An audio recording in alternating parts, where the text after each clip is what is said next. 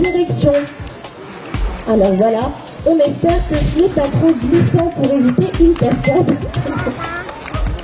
Et vous pouvez voir aussi que Lisa, elle applaudit les otaries. Alors ça, c'est tout simplement pour les féliciter, les encourager. Dès qu'un exercice est bien fait, on va les applaudir, les caresser et également leur donner du poisson. On appelle ça du renforcement positif.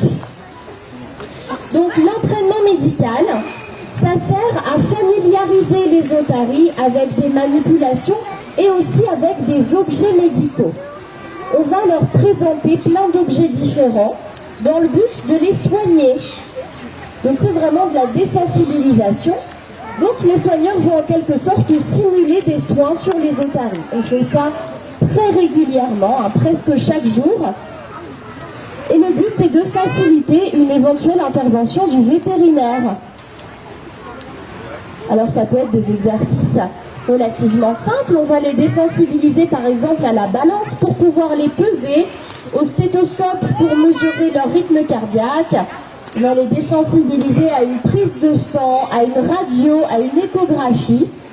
Alors ça peut paraître assez simple, mais ça ne l'est pas. Je vous précise que les otaries devant vous, même si elles sont nées en captivité, ça reste des animaux sauvages et elles sont donc de nature très craintive. Donc à chaque fois qu'on va leur présenter un nouvel objet, ça va mettre pas mal de temps pour pas qu'elles en aient peur, pour qu'elles se sentent vraiment en confiance.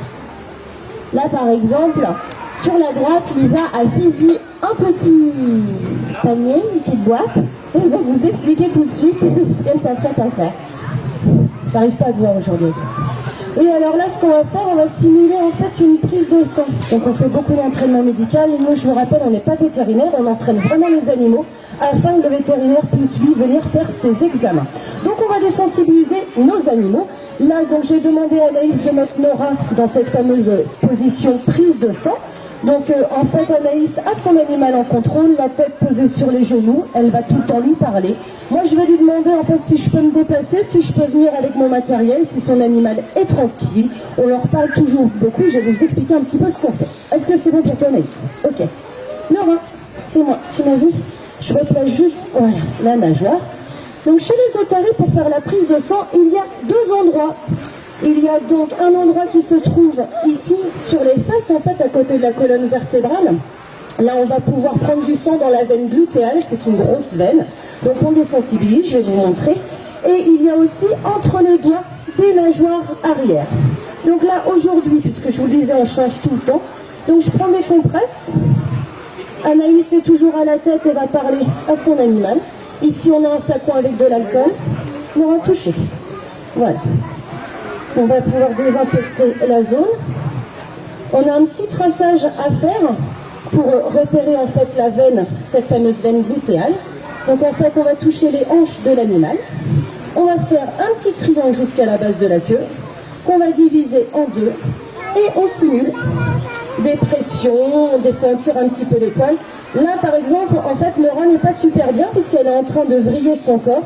Donc je vais la replacer. Nora, toucher. Voilà. Ça va. Donc on recommence jusqu'à ce que l'animal se laisse faire. Ça va, ma belle. C'est rien, Nora, c'est bon. Je vais la repositionner. Ça va. Alors des fois les otaries c'est comme nous, on a nos jours, des fois ça marche, des fois ça marche pas. Voilà, ça va, c'est bon, tout va bien. Et voilà. Et dès qu'elle sera détendue, je vais signifier à Anaïs que derrière pour moi tout est ok. Elle va dire à son animal, en lui disant ok que l'exercice est bien terminé, elle va l'applaudir, la caresser et ensuite lui donner du poisson. Attends, encore un petit peu, elle bouge. Ça va, non, ça va. C'est bon. Voilà, bien Laura, bravo. C'est bien.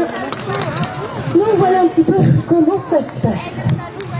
C'est important de préciser que tout ce que vous voyez là, c'est vraiment sur la base du volontariat. On ne les force pas les otaries à faire ces exercices. Non, voilà, en fait ici, il n'y a aucune privation de nourriture. On travaille vraiment sur la confiance. Les animaux savent qu'ils n'ont pas à gagner leur poisson. Quoi qu'il arrive, la ration sera donnée en fait dans la journée et on renforcera nos animaux pour tout bon comportement. Là, par exemple, si ça ne s'était pas bien passé, on aurait un petit peu réduit nos critères de notre entraînement. On l'aurait par exemple juste caressé pour pouvoir la renforcer. Et ensuite, lorsqu'on n'est pas en animation et qu'on a plus de temps pour nous et qu'on est tranquille, on reprend l'exercice qui n'a pas forcément marché jusqu'à ce que ça marche. Voilà. Merci beaucoup, Lisa. Alors là, tout de suite, on n'a pas les mâles devant nous, mais il y a une chose assez impressionnante chez cette espèce. Chez les otaries à crinière, il y a ce qu'on appelle un dimorphisme sexuel. C'est quand le mâle et la femelle ne se ressemblent pas. Et c'est très flagrant à taille adulte, puisque les mâles sont environ 3 fois plus gros que les femelles.